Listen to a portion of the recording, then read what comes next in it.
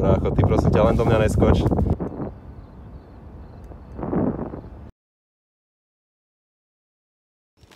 Zdravím vás ľudia, vítam vás pri ďalšom videu. Konečne máme teplo a s teplom prichádza aj climbing sezóna pre nás. Dneska som si pre vás pripravil takú reprízu niečoho, čo sme tu mali dávnejšie, by som mohol povedať. Je to vlastne Hlohovec. Vy, čo si pamätáte a čo ma sledujete, tak viete, že na tomto mieste ma naháňal chlap s mačetou, čo som to volal s mojimi kamarátmi. Tu vám niekde vyskočí video, môžete si ísť pozrieť.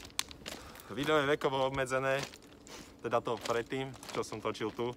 Preto vám z neho nebudem dávať ani nejakú ukážku sem, choďte si to pozrieť, lebo keby to tu dám, tak aj toto video by dostalo červený dolár, ako má aj to predtým. Takže to sem dávať nebudem. Dúfam, že všetko vydarí ako minule. Dúfam, že tu nikto nebude. A môžeme ísť na to.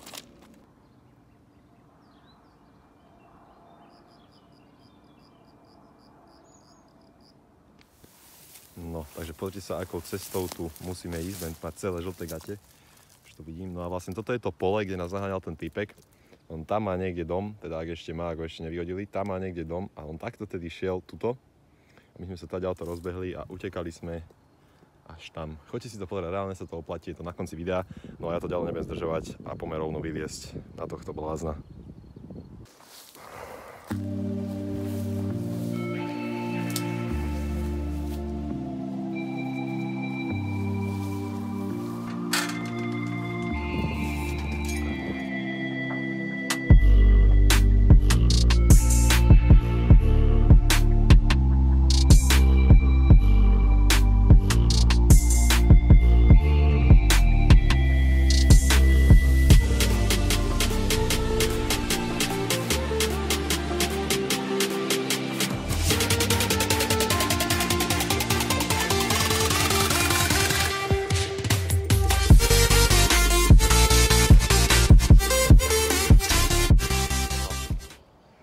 Nachádzam sa na prvom poschodí tohto komína, je to asi, čo ja viem, 15 metrov môže byť.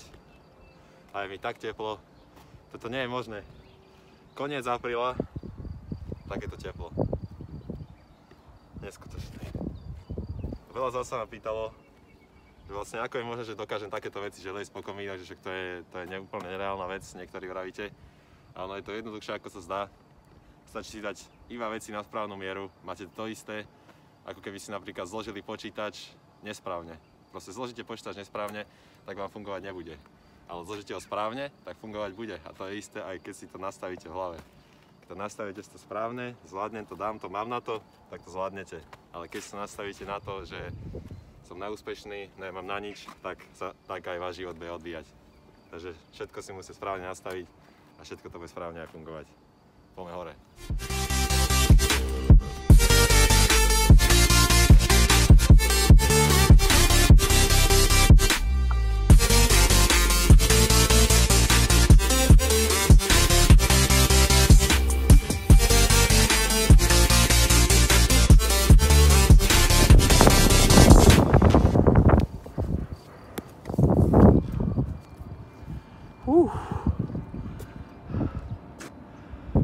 Pozrite sa na ten výhľad.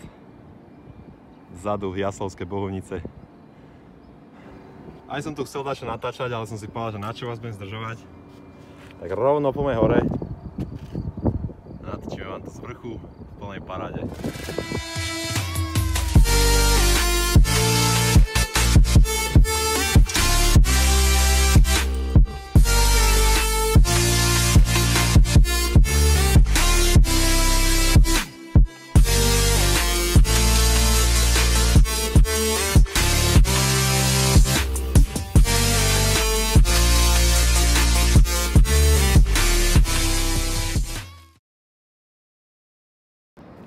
No chlapci, konečne som to vyliezol.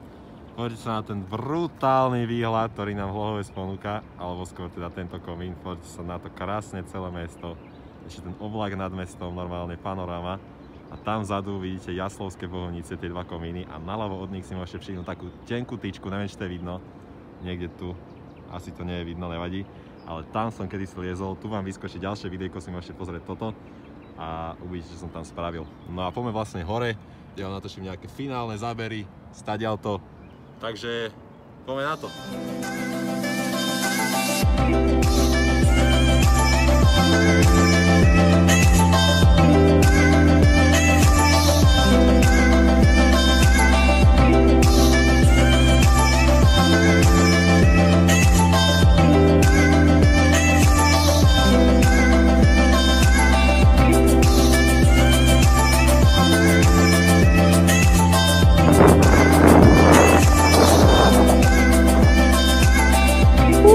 Toto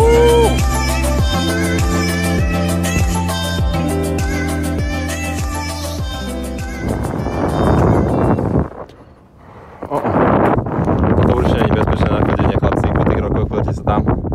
Toto vôbec. A to čo je? Není holub, čo to je? Brácho, ty prosím ťa, len do mňa neskoč.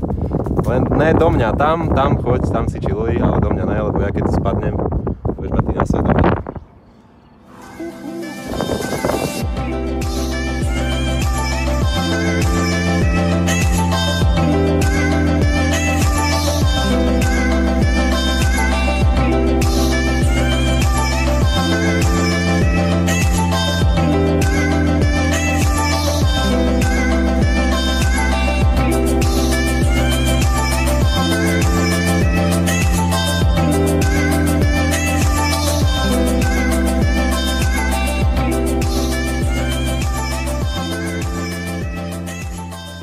Toľko záberu z vrchu, pretože sami ste videli, že tam nie je bezpečné. Neviem, či tam tá diera predtým bola, alebo neviem to riskovať.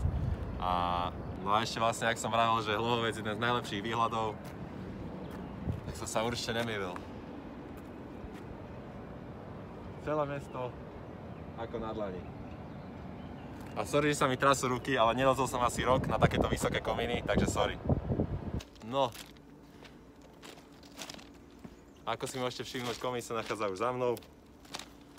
V pohodičke som ho zdolal. Celkom ma sere teraz, že som nebol tam hore, ale ako ste videli sami, bol to plech. A ja som nevidel, čo bolo pod tým plechom, čiže tam mohli pod tým plechom teoreticky aj chýbať nejaké tehly. A ja by som si to nevšimol a proste by som spadol dole. Takže sorry za to, že som tam nebol, ale bezpečnosť je prvorada.